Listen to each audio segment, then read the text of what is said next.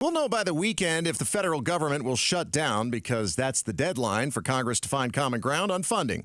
Interesting because it's been lack of funding of past expenditures that's at the heart of the argument within Congress.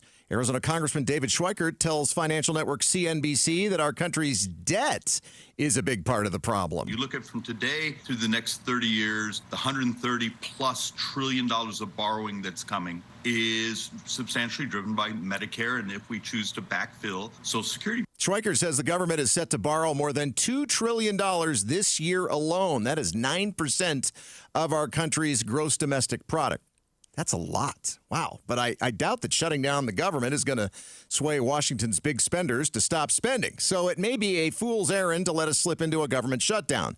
But I don't think a government shutdown will be as bad of a picture as many people are painting. I'm not saying it's going to be great for the state of Arizona to be responsible to keep the Grand Canyon open if the feds step away because Park Service people aren't getting paid, something that Governor Hobbs has promised. But the Army, Navy, Air Force, and Marines, and I think the Space Force will still go to work. And the federal personnel who show up to work, even if they aren't getting paid, can rest assured that when the shutdown is done, they'll get their back pay. But it will stink if you're, say, a Border Patrol agent who still shows up to work and you aren't getting the money you need to pay for child care today while you're caring for our border.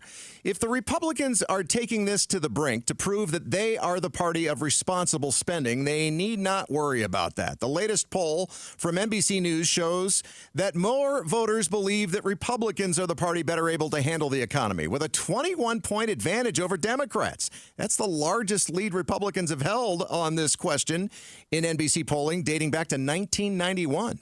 And speaking of days past, since 1980, there have been 14 federal government shutdowns. Most lasted 2 to 3 days until we got to the 90s, and then, while they became less common, they lasted longer. The longest being the last government shutdown, 34 days under Donald Trump. And yet, 14 shutdowns later... Yeah, no. America's still standing.